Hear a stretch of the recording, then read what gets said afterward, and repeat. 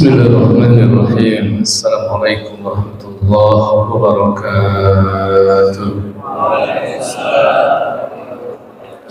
Alhamdulillahi rabbil alamin. Alhamdulillahil karimil jawad. Khalaqal insana min nutfatin wa ja'ala lahu as-sam'a wal basara wal fu'ad.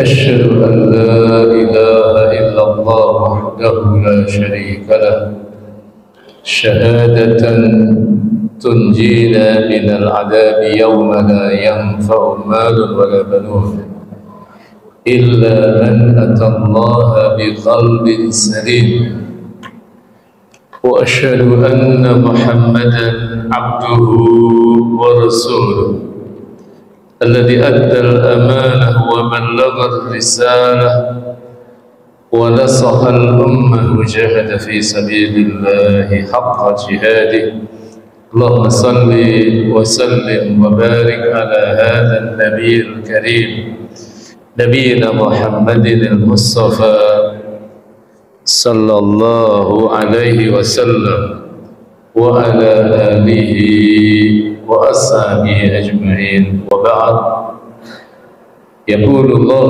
جل وعلا في محكم كتابه وأصدق القائلين أعوذ بالله من الشيطان الرجيم يا أيها الذين آمنوا اتقوا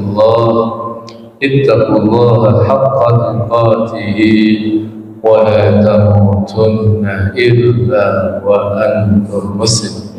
Masyaallah hadirin wal hadirat, Bapak Ibu sekalian yang saya hormati, Allah Ta'ala muliakan. Malam hari ini setelah kita bertahmid dan juga bersalawat kepada Rasulullah SAW beserta keluarga, para sahabat dan seluruh pengikut beliau ila yaumil qiyamah, kajian fikih keluarga kita akan mengambil tema pendidikan anak di era digital. Setelah di pertemuan-pertemuan yang lalu kita sudah membahas tentang peran strategis ayah dalam membangun karakter anak, peran strategis ibu dalam membangun karakteristik anak, dan malam hari ini adalah pendidikan anak di era digital. Kita akan awali kajian ini dengan membahas tentang kedudukan anak dalam perspektif Islam. Yang pertama, anak adalah anugerah dan sekaligus nikmat dari Allah Rabbul Alamin. Di mana kita mendapatkan penjelasannya di surat Asy-Syura ayat 49 dan ayat yang ke-50. Allah Ta'ala berfirman, A'udzu billahi minasyaitonir rajim. Lillahi mulkus samawati wal ardh yakhluqu ma yasha' yahabu liman yasha'u inatha wa yahabu liman yasha'u adh-dhukur aw yuzawwijuhum dhukranan wa inatha wa yaj'alu man yasha'u 'aqima innahu 'alimun qadir. Ini ayat mengklaster tentang pasangan suami istri terkait dengan anugerah yang Allah berikan kepada pasangan tersebut. Ada yang dikasih anak laki-laki saja, ada yang dikasih anak perempuan saja, ada yang dikasih anak laki dan perempuan, tapi ada yang Allah tidak berikan keturunan.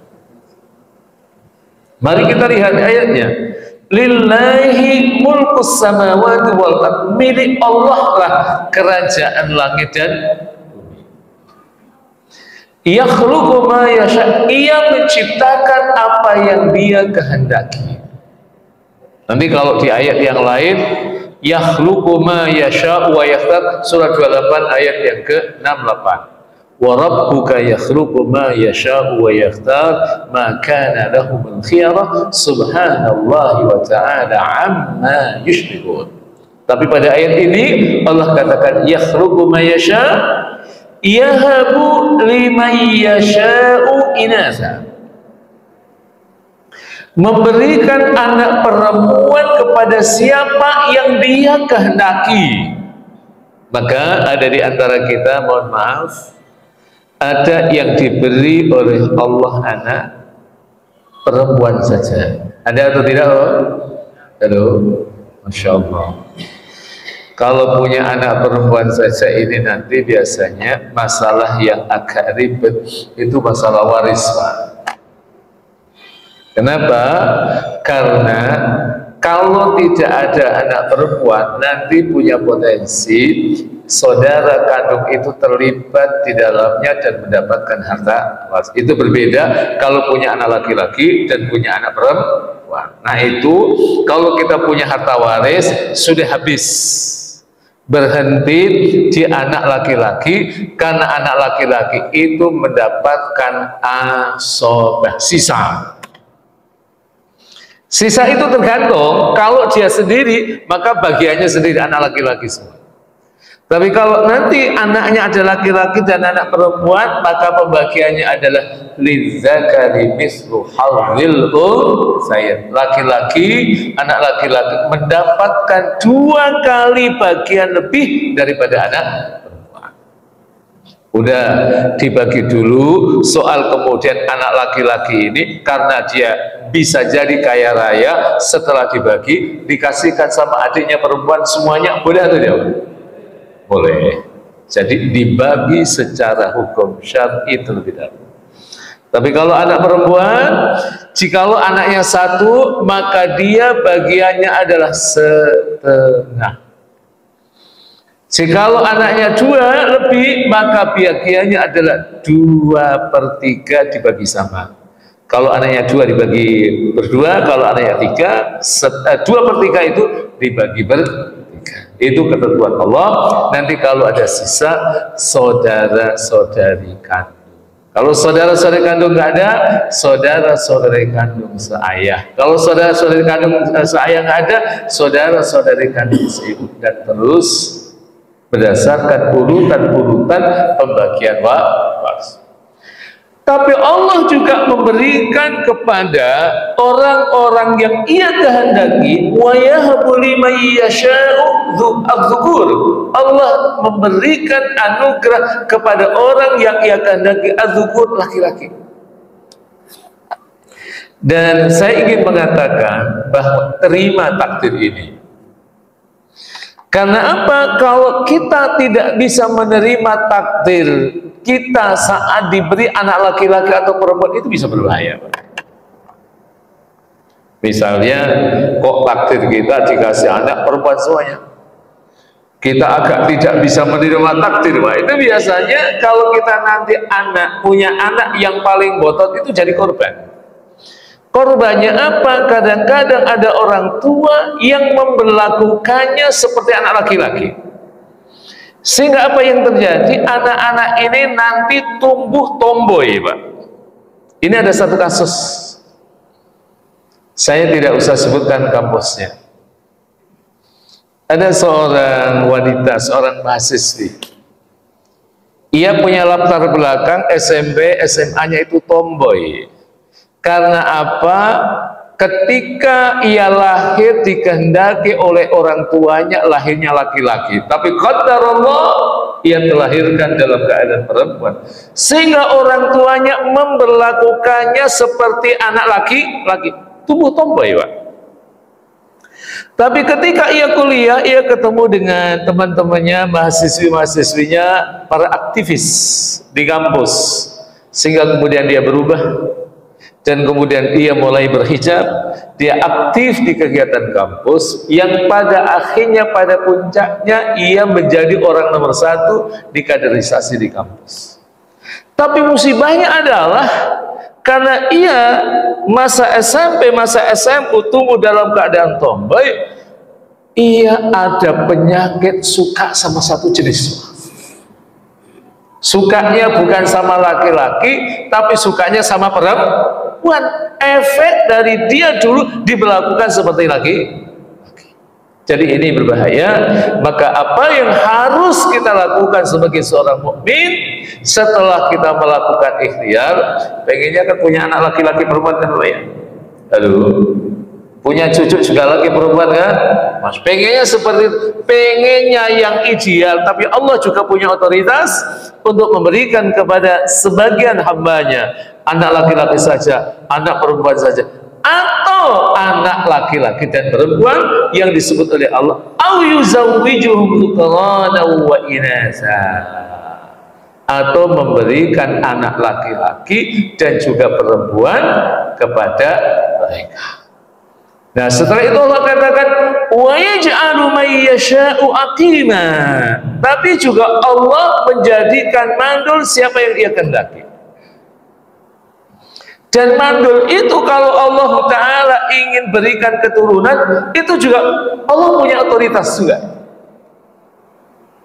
Kalau di lapangan saya punya beberapa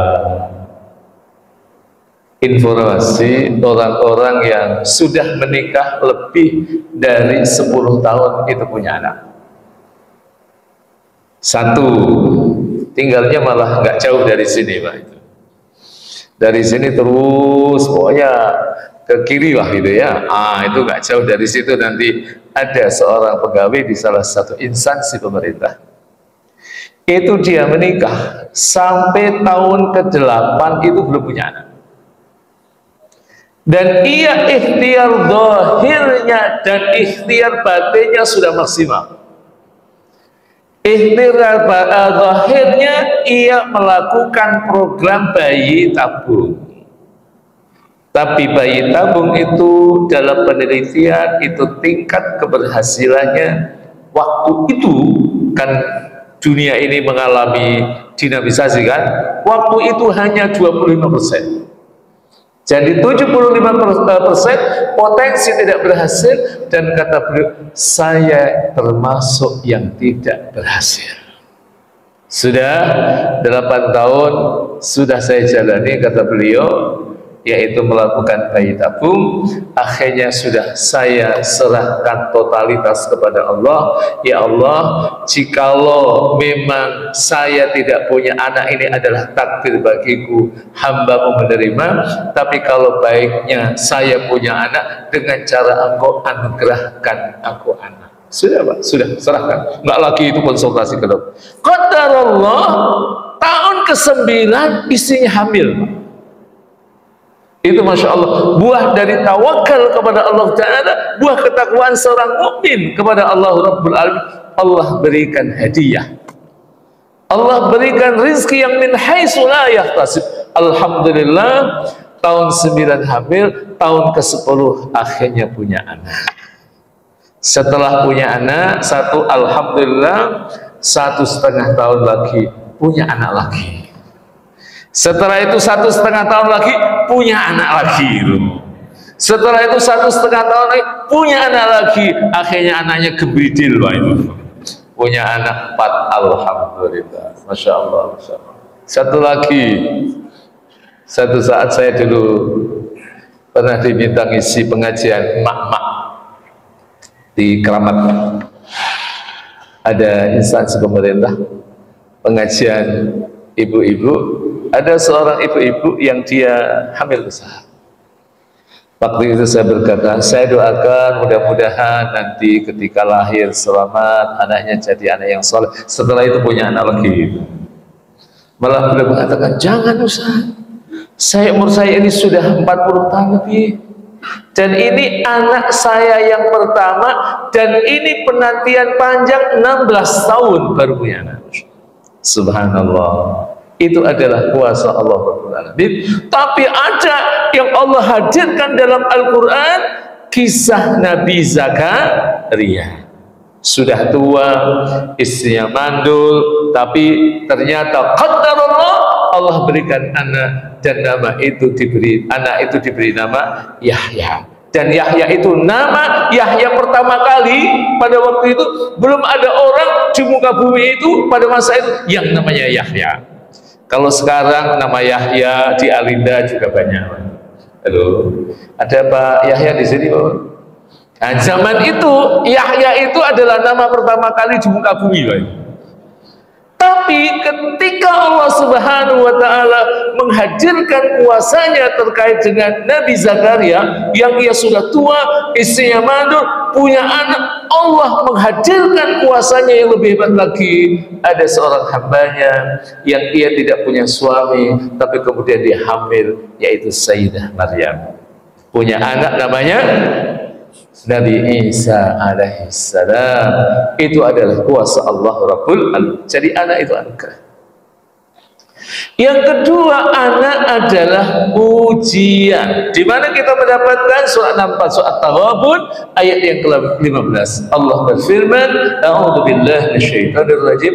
Innama amwalukum wa auladukum fitnah wallahu indahu ajrun 'azim."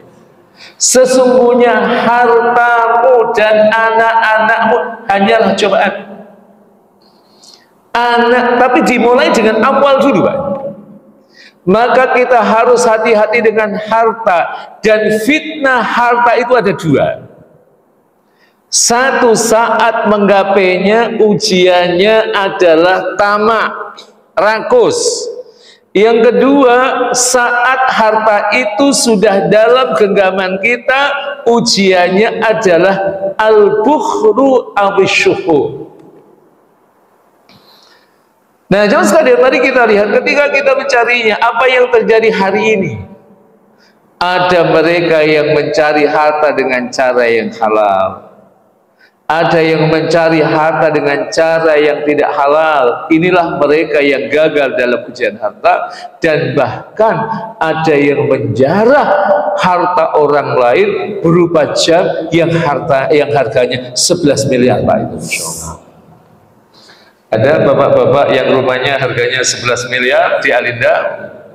Itu rumahnya orang itu, Pak, ditenteng-tenteng di tangan, Pak. Masya Allah, Masya Allah. Jadi 11 miliar ditenteng-tenteng di tangan. Jadi itulah ujian harta. Yang kedua, setelah harta itu dalam genggaman kita, ujiannya adalah al-bukhlu wasyuh.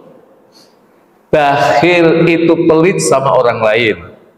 Sementara asyuhu ada dalam surat 59 ayat yang ke-9, Allah katakan wa may yuqashuha nafsihi faulaika humul muflihun. Barang siapa orangnya yang melindungi dirinya dari kebahilan, kepelitan, tapi Allah tidak menggunakan kata buhal, tapi Allah menggunakan kata syuh, karena syuh adalah kepelitan yang ekstrim. Apa makna kepelitan yang ekstrim? Sama orang lain pelit, sama dirinya sendiri juga pelit. Ada atau tidak orang seperti itu? Itu yang nggak ngaji di muhajiri di Masjid Al-Idamah itu. Tapi kalau yang ngaji itu insya Allah enggak. Itu sebenarnya kalau dalam ilmu psikologi itu bisa dilihat, Pak. Imam Syafi'i rahimahullah ta'ala itu pernah belajar ilmu psikologi. Tapi ini berlaku bagi yang tidak ngaji, Pak, ya. Kalau yang ngaji insya Allah nggak ada yang pelit. Tapi bapak-bapak nggak usah lihat ke kanan ke kiri, Pak. Tetap ke sini itu. Kata Imam Syafi'i dalam ilmu yang dia pelajari, orang kalau tidak ngaji itu cirinya kalau dia dahinya cenol, itu dia pelit, Pak. Halo. Ini setuju atau tidak, Pak? Nanti kalau punya tetangga-tetangga yang nggak ngaji di Masjid Alina, tolong itu nanti dilihat. Kalau dahinya cenong, itu lihat. Itu biasanya dia pelit. Tapi Imam Syafi'i itu pernah tertipu. Hampir beliau membakar kitab tentang ilmu nafasnya. Gara-gara apa? Beliau terkecoh. Jadi satu saat beliau dalam keadaan safar dan beliau menginap di rumah seseorang yang dahinya cenong, itu sudah pesimistik duluan itu. Ini pasti orangnya pelit itu. Tapi kaget ternyata orangnya royalnya luar biasa, Pak. Disambut dengan luar biasa hangatnya, diberi fasilitas makan yang enak-enak, kemudian tempat tidur sangat baik sekali. Kalau gitu ilmu yang saya pelajari salah. Gak benar kalau ada orang yang dahinya cenong itu dia pelit, itu gak benar. Tapi ia kaget dan kemudian membenarkan ilmu yang dia pelajari ketika dia pamit. Terima kasih Bapak ya, Masya Allah sudah diberi fasilitas yang sangat luar biasa, makanannya enak-enak, tempat tidurnya bersih, Masya Allah, terima kasih, sekarang saya izin pulang. Tapi dia kaget, pulang ya pulang, tapi ini nggak gratis. Betul. Ternyata bayar Pak. Jadi dikira gratis. Jadi kesimpulannya benar, orang yang dahinya cenong kalau nggak ngaji di Masjid Muhajirin Al-Indah itu berarti dia pelit Pak. Kalau ngaji insya Allah nggak baik. Nah jemaah sekalian rahimakumullah wa a'azzakumullah ta'ala. Setelah itu Allah sebut wa aulad. Fitnah dia adalah ujian. Kesadaran kita bahwa sesungguhnya anak adalah fitnah, ini yang menjadikan kita hati-hati dan berikhtiar agar kita tidak terfitnah oleh anak-anak kita. Selanjutnya selain ia adalah fitnah, ia penerus garis keturunan. Ini sayangnya ngajinya hanya sampai Isya Pak. Mestinya ngajinya sampai jam 9 itu kan, Insya Allah. Penjelasannya agak lumayan, tapi karena waktunya agak pendek ya, jadi cepat.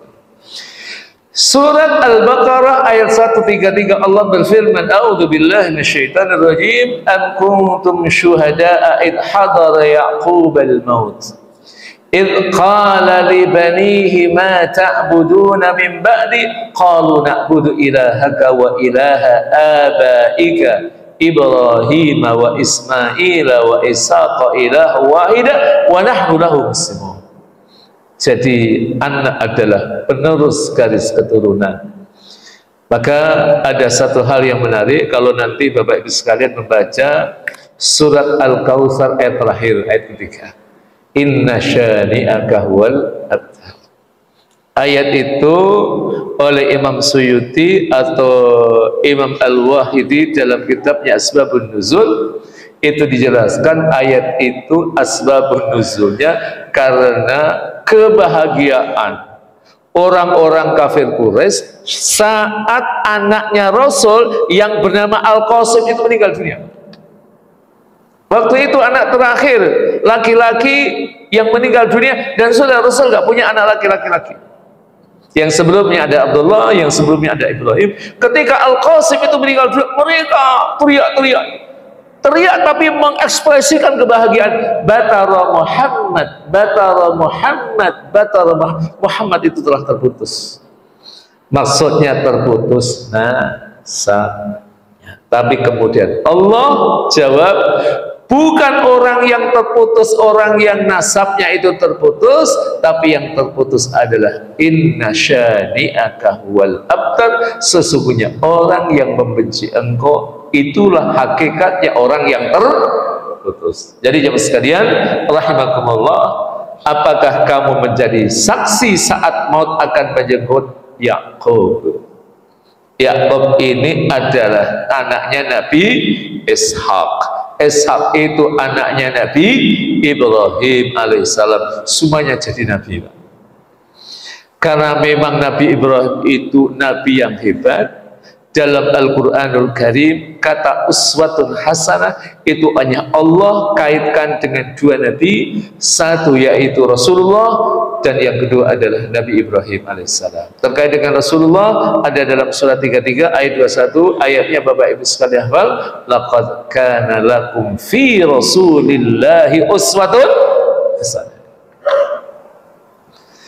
Tapi sekarang kita berada di bulan Rabiul Awal, memang bagusnya kita merefresh, menyegarkan kembali pemahaman kita terhadap biografi Rasulullah SAW. Nanti saya nitip satu kitab yang sudah diterjemahkan, itu saya anggap kitab yang sangat luar biasa bagusnya. Nanti saya share ke Pak Agus. Namanya kitab Al-Wafa, yang ngarang adalah Ibnul Jauzi. Itu sinergi antara sirah dan syama'il Muhammadiyah. Kalau selama ini kan kita beli buku ya sirah, ya syama'il Muhammadiyah, ya syama'il Muhammadiyah. Tapi ini mensinergikan antara dua ilmu. Jadi Al-Wafa itu dia memaparkan sirah nabawiyah dari awal sampai akhir, tapi setelah itu Asy-Syama'il Muhammadiyah ini berbicara tentang fisik hidup Rasul. Nah, kitab yang mandiri terkait dengan Asy-Syama'il Muhammadiyah itu yang masyhur ada karya Imam At-Tirmidzi. Imam At-Tirmidzi. Tapi kalau sirah nabawiyah banyak. ada Ar-Rahiqul Maktum karya Syekh Mubarak Furi, ada Fiqhus Sirah karya Dr. Said Ramadan Al-Buti, nanti ada kitab As-Sirah Nabawiyah karya Ibnu Hisham, ada kitab-kitab yang lain yang sangat banyak terkait dengan Sirah Nabawiyah. Tapi ini dia merangkum dua ilmu Syama'il Muhammadiyah dengan kitab Sirah namanya Al-Wafa karya Ibnu Jauzi. Nanti tolong ya kalau ada waktu dibaca-baca. Karena memang berbicara tentang Rasul Sallallahu Alaihi Wasallam itu tidak akan pernah habis kita bicarakan. Nah, jemaah sekalian, yang kedua Nabi Ibrahim ada dalam surat yang ke-60 surah Al-Mumtahanah ayat yang keempat. Qad kanat lakum uswatun hasanatun fi Ibrahim walladzina ma'ah. Nah, itu uswatun hasanah tapi terkait dengan Nabi Ibrahim dan orang-orang yang bersama beliau. Qala li bani ma ta'buduna min ba'di, ketika ia berkata kepada anak-anaknya, apa yang kamu sembah sepeninggalanku. Jadi ini konsen seorang Nabi Allah, orang yang soleh, selalu skala prioritas perhatian terhadap anaknya adalah masa depan akhirat. Apa yang kau sembah setelah sepeninggalku. Qalu na'budu ilahaka wa ilahat abaika Ibrahim wa Ismail wa Ishaq ilaha wahida wa nahnu lahu muslimun. Disebutkan itu. Ya Tuhan engkau, wahai ayahku, Tuhan nenek moyang kami, yaitu Nabi Ibrahim, Nabi Ismail, Nabi Ishaq, yaitu Tuhan yang satu. Karena memang perjuangan Nabi Ibrahim alaihissalam itu berat. Masyhur bagaimana ketika beliau mengedukasi kaumnya, mengajarkan terkait dengan konsep ketuhanan, resikonya itu luar biasa sampai beliau harus berhadapan dengan rezim yang berkuasa pada waktu itu, yaitu rezim Namrud. Ketika beliau menghancurkan berhala-berhala yang banyak, yang disisakan Tuhan yang paling gede, berhala yang paling gede. Ketika beliau kemudian ditangkap oleh para intelijen rezim Namrud dan kemudian beliau diinterogasi, dia mengatakan, apakah engkau yang menghancurkan berhala-berhala? Ini kan ada Tuhan yang paling besar. Kenapa nggak ditanya itu? Ternyata Tuhan itu tidak bisa memberikan jawaban la yanfa'u wa la yadur. Inilah konsep ketuhanan yang diajarkan oleh Nabi Ibrahim kepada kaumnya. Tapi apa yang terjadi? Beliau harus ditangkap dan kemudian beliau diselamatkan oleh Allah. Dan waktu itu ada dua riwayat di mana Nabi Ibrahim membaca satu riwayat mengatakan hasbunallah wa ni'mal wakil. Nanti dalam satu riwayat lain dikatakan hasbiyallah wa ni'mal wakil, ni'mal maula wa ni'man nasir. Yang keempat jemaah sekalian, pelestari pahala orang tua. Hadis yang sangat masyhur, hadis yang diriwayatkan Imam Muslim. An Abi Hurairah radhiyallahu anhu anna Nabiy sallallahu alaihi wasallam qala idza mata al-insan. Ini redaksinya banyak. Ada yang mengatakan idza mata ibnu Adam, ada yang mengatakan idza mata al-insan. Kini itu nanti ada ilmu yang mempelajarinya, ilmu yang mempelajarinya namanya adalah mukhtaliful hadis. Oh ini kayaknya Rasul itu mencela-mencela, enggak ada. Rasul mencela-mencela enggak ada, Pak. Inkonsisten enggak ada. Cuma itu ta'addudul lafzi, lafadznya variatif dan itu tidak kontradiksi. Satu menggunakan kata manusia, satu menggunakan kata ibnu Adam. Itu ada seorang ulama yang beliau sangat konsen dalam mukhtaliful athar, namanya Imam Ibnul Athir. Saya agak paham karena dulu zaman saya kuliah saya punya tulisan tentang mukhtaliful hadis yang saya simpan sampai hari ini. Tulisan saya ketika saya masuk umur sekitar 23-24 tahun. Ada sekitar 80 halaman. Tapi belum sempat mengetik ulang. Karena apa? Dulu itu semuanya kan belum ada yang namanya internet, kan belum ada. Google kan belum ada, Pak. Jadi kalau kita nulis dulu itu memang benar-benar murni, Pak. Kita pergi ke perpustakaan, kitab-kitab terkait dengan mukhtaliful hadis itu kita kumpulkan semua, lalu kita ringkas menjadi sebuah tulisan. Nah itu dulu rujukan primer saya, namanya kitab Mukhtaliful Athar karya Imam Ibnul Athir. Ibnul Athir itu ahli hadis tapi sekaligus ahli sejarah. Beliau punya kitab bagus dalam bidang ilmu Hayatus Sahabat, namanya Ustul Ghabah. jadi singa-singa hutan. Yang dimaksud adalah sahabat-sahabat Rasul. Dan kitab Hayatus Sahabat itu banyak. Ada termasuk yang besar adalah yang dikarang oleh Imam Asqalani, Ibnu Hajar Al-Asqalani itu. Ibnu Hajar Al-Asqalani itu orang Asqalan. Orang Asqalan itu beliau orang Palestina, maka disebut dengan Asqalani karena lahirnya di Asqalan. Nanti kalau Bapak Ibu sekalian belajar ilmu fikih, ada ulama yang dipanggil dengan Imam Ar-Ramli. Nah, itu lahirnya di Ramallah. Karena lahirnya di Ramallah, maka ia dipanggil Imam Ar-Ramli. Kalau lahirnya di Bekasi, Al-Bakasi, Pak. Coba saya nggak tahu itu. Ada ulama yang disandarkan dengan kata Al-Bakasi. Sudah ada atau belum? Ada itu Pak begitu. Mudah-mudahan nanti di Alinda ada ulama yang nanti akhirnya Al-Bakasi, Al-Alindani itu. Masya Allah. Jadi ya sekalian rahimakumullah itu. Yang pertama adalah sedekatin jariyah. Yang kedua ilmin yuntafa'u bihi. Yang terakhir adalah waladin salihin yad'ulah. Satu sedekah jariyah. Beberapa ulama hadis mengatakan yang dimaksud dengan sedekah jariyah adalah wakaf. Yang kemudian ilmu yang bermanfaat. Dan yang terakhir yang punya korelasi dengan tema kita adalah anak yang saleh. Yad'u. Yad'u itu bentuknya continuous, bentuk fi'il mudhari. Selalu mendoakan kedua orang tuanya. Berbahagialah Bapak sekalian kalau kita punya anak soleh di era digital seperti ini, ketika anak-anak itu lebih akrab dengan setan gepeng, Pak.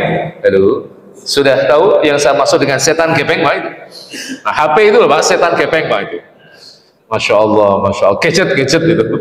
Jadi anak-anak kita itu Masya Allah, Bapak Ibu lihat itu. Jam 10 itu sudah pada tidur atau akrab dengan setan gepeng, Pak, itu. Masya Allah. Apalagi kalau malam Sabtu, malam Ahad, gitu kan. Itu karena mereka besoknya nggak sekolah. Itu kadang-kadang sampai jam 12. Kadang kasih jam 1 lagi main game. Itu kayak apa ini? Makanya ini kajian sangat penting sekali. Nah, jamaah sekalian, rahimakumullah, cepat karena waktu kita sangat terbatas. Anak sebagai penenang hati dan penyejuk jiwa. Inilah yang disebut oleh Allah di surat 25 itu cepat. Yang ayatnya masyhur, Rabbana hab lana min azwajina wa dzurriyyatina qurrata a'yun. Kita terus minta sama Allah agar pasangan kita, anak-anak kita dijadikan oleh Allah sebagai penyejuk hati. Waj'alna lil muttaqina imama, jadikan kami imam bagi orang-orang yang yang keenam sebagai zinatud dunia, perhiasan dunia. Ada dalam surat 18 Al-Kahfi 46, al-malu wal banuna zinatul hayatid dunya. Harta dan anak adalah perhiasan hidup. Nanti ada juga dalam surat 3 ayat 14, Zuyyina lin-nasi hubbus syahawati minan nisa wal banin wal qanatiril muqantarati minadh dhahabi wal fiddah wal khailil musawwamati wal an'ami wal harth. Satu dari 6 yang disebut oleh Allah dari hiasan itu adalah banin, anak. Hati-hati, biasanya memang hiasan ini menjadikan orang lalai, Pak. Hati-hati dengan anak. Kemudian yang ketujuh, jelaskan anak itu adalah bisa jadi musuh itu. Kalau memang kita tidak bisa berinteraksi dengannya dengan baik. Kita lihat ada anak-anak yang memang faktanya dalam Al-Quran kita juga sebutkan ada anaknya Nabi Nuh itu. Siapa namanya, Pak? Kan'an. Beberapa mufassir itu mengatakan bahwa kenapa anaknya ini akhirnya menjadi musuh bagi Nabi Adam alaihissalam? Karena istrinya juga sebagai musuh bagi Nabi Nuh. Istrinya masyhur, Pak. Imra'ata Nuhin wa imra'ata Lut di surat At-Tahrim itu kan. Karena apa? Bahwa istri yang tidak solehah, sekalipun suaminya soleh, itu potensi anaknya tidak baik itu lebih tinggi, Pak.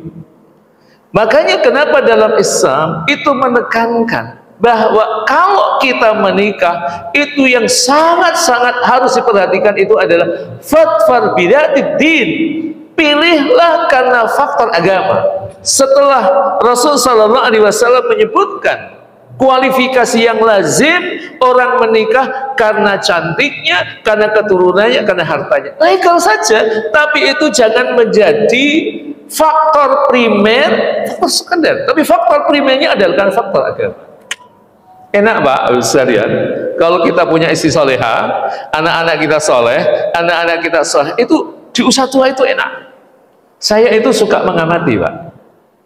Kenapa sih orang ini kok bisa bertahan usianya itu bisa sepuh, 70 tahun masih sehat, 80 tahun masih sehat. Ternyata anak-anaknya itu mereka anak-anak yang soleh dan soleh.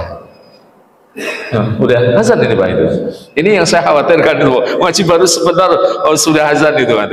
Baik, sudah azan dulu, nanti kita percepat. Ya, intinya sebenarnya di belakang gitu kan. Baik, silahkan azan dulu.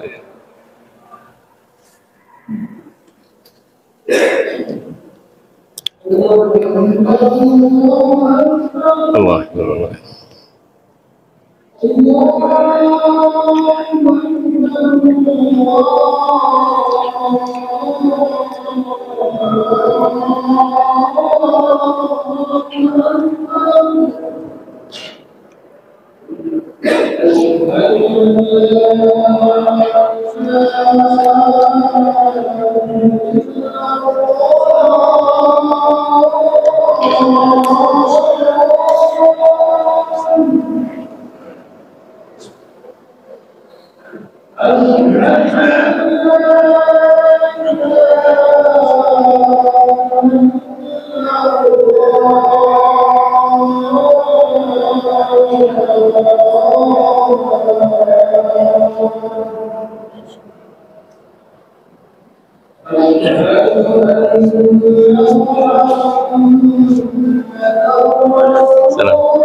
Sampai 15 menit lebihnya ya. Oh ya Bapak, oke, siap. Itu banyak yang lebih bisa Mas. Jam berapa? Iya. 12 menit ya. Siap.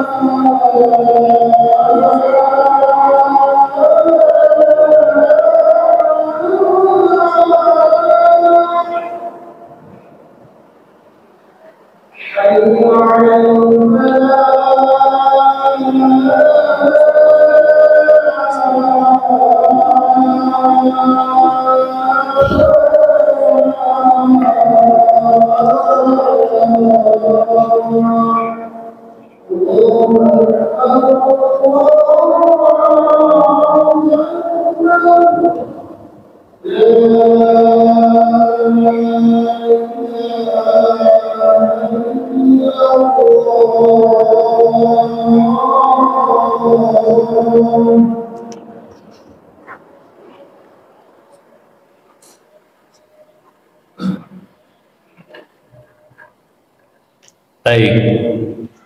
Jadi di surat At-Taghabun ayat 14 Allah jelaskan, a'udzubillahi minasyaitonirrajim, ya ayyuhalladzina amanu inna min azwajikum wa auladikum aduwwan lakum fahdharuhum wa in ta'fu wa tasfahu wa taghfiru fa innallaha ghafurur rahim.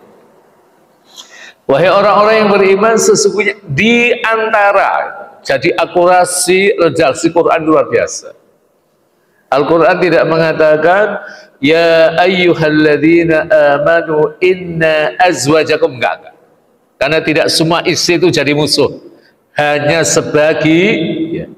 Maka konsepnya ada pendidikan keluarga. Di pengantar awal saya masih ingat dulu pernah saya sampaikan ada 4 fungsi keluarga. Saya nggak tahu Bapak Ibu masih ingat atau sudah lupa itu. Ada fungsi psikologis, ada fungsi sosiologis, ada fungsi fisiologis, dan yang terakhir adalah fungsi dakwah dan tarbiyah dan pendidikan. Maka bahwa pastikan setiap kita menjadikan pasangan dan keluarga intinya harus menjadi objek yang pertama kali harus kita didik, yang harus pertama kali kita dakwahi, dan itulah yang dilakukan oleh Rasulullah. Ketika Rasulullah SAW mendapatkan wahyu pertama kali, wahyu itu disampaikan kepada siapa Bapak Ibu?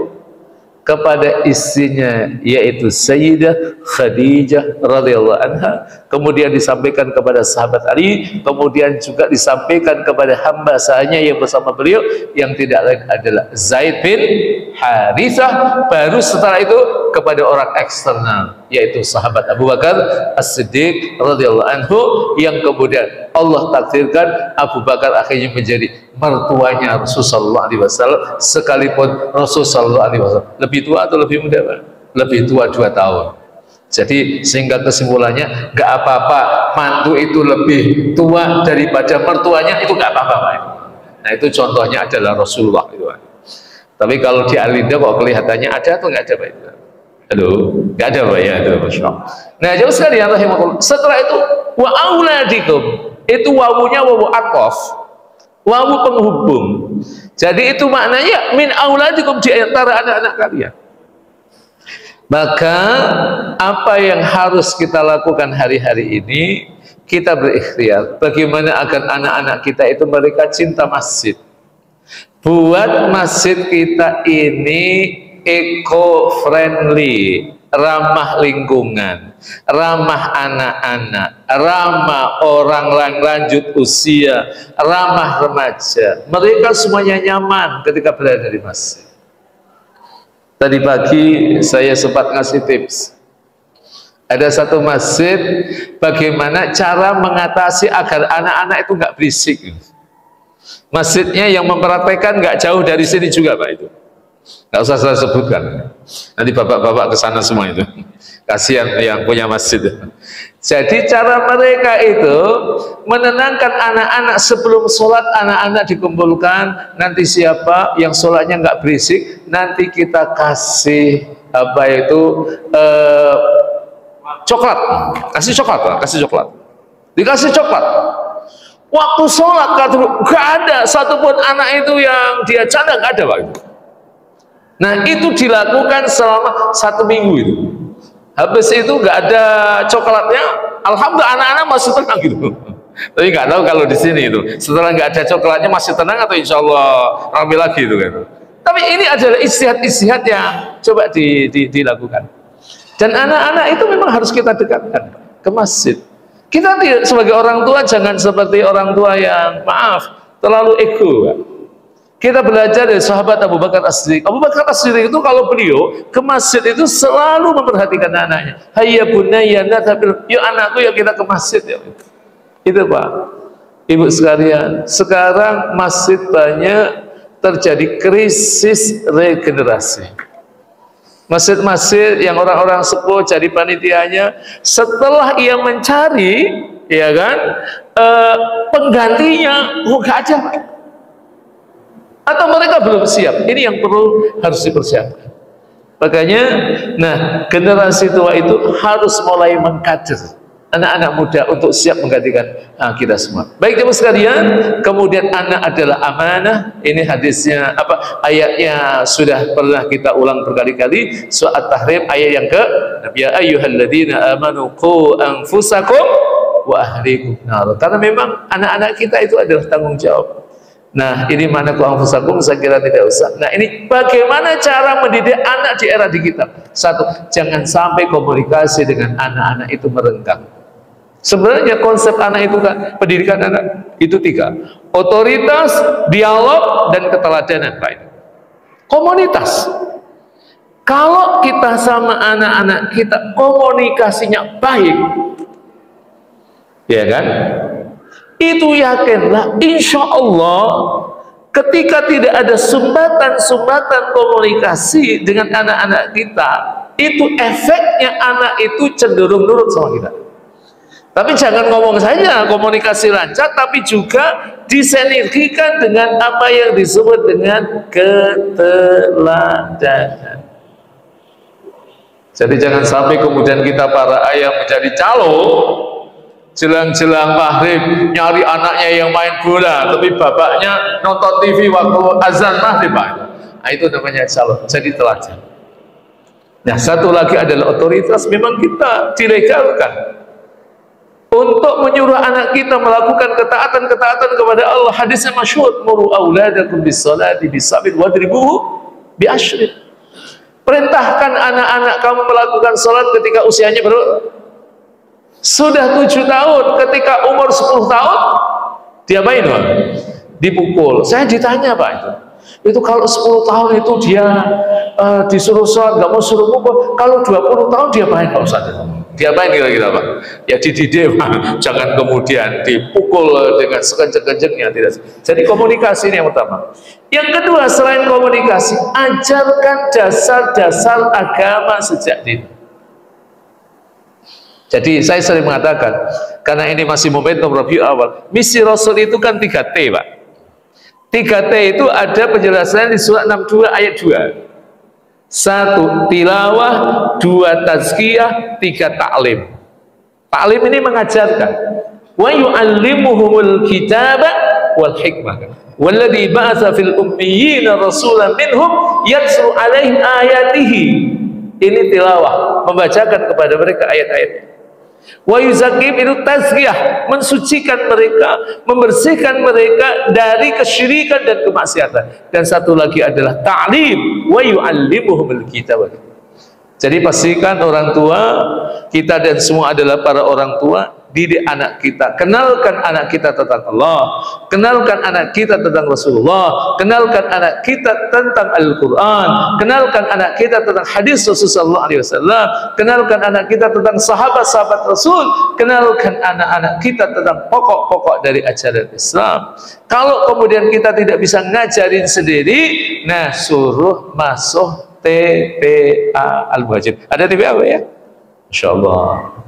Cuma problem TPA ini biasanya anak-anak mandeknya di usia SD Pak.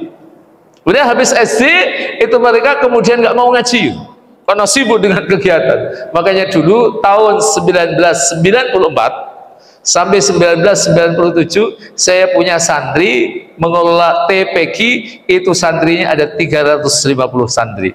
Dan 350 santri itu, nah kita buatkan kelas pasca TPA, kelasnya malam. Itu mereka yang anak-anak SMP, anak-anak SMA, dan mereka yang kuliah. Itu kita buatkan pasca TPA untuk mengantisipasi apa? Kemandekan pembelajaran mereka. Karena biasanya siang, sore itu mereka sibuk dengan kegiatan-kegiatan sekolah. Nah, jemaah sekalian, ini ajarkan. Yang ketiga, jemaah sekalian, ketahui tren yang digandrungi anak-anak agar tahu cara memfilternya. Jadi orang tua itu hari ini juga harus melek terkait dengan masalah tren apa yang sedang tren di media massa. Ya sekarang kan maaf, ada yang namanya drakor dan namanya drajin gitu ya. Itu orang tua itu harus tahu juga, kemudian edukasi anak kita memfilternya. Kita juga tidak menjadi orang tua yang, mohon maaf, orang tua yang anti teknologi, anti peradaban. Tapi silahkan berinteraksi, tapi harus ada kesepakatan dengan anak kita. Trennya kita tahu, kemudian kita arahkan anak-anak kita. Kalau kemudian kaitannya dengan game-game apa yang anak kita itu harus boleh main dan mana yang tidak boleh, nah itu kita para orang tua itu harus tahu. Tapi problem orang tua hari ini kan banyak yang tidak mengetahui dinamika peradaban yang terjadi pada hari ini kan Pak. Ini anak-anak kita bicara apa, kemudian kita tidak tahu. Yang terakhir. yaitu menggali informasi dari aktivitas yang dilakukan oleh anak. Sesekali HP anak-anak kita itu dibuka. Jangan kita punya anak itu HP-nya dikasih password semuanya bagus. Itu bahaya, Pak. Itu berarti ada apa-apa. Kalau anak kita sudah mulai ngunci, buat HP-nya itu terbuka, apa yang mereka lakukan kita ketahui, dan setelah itu komunikasikan dan balut tadi dengan keteladanan, dan kita anjurkan mereka melakukan ketaatan. Baik, saya kira ini Bapak sekalian yang bisa saya sampaikan, mudah-mudahan bermanfaat. Kita tutup dengan doa majelis. Subhanaka bihamdik, nasyhadu an la ilaha illa anta, nastaghfiruka wa natubu ilaik. Wassalamualaikum warahmatullahi wabarakatuh.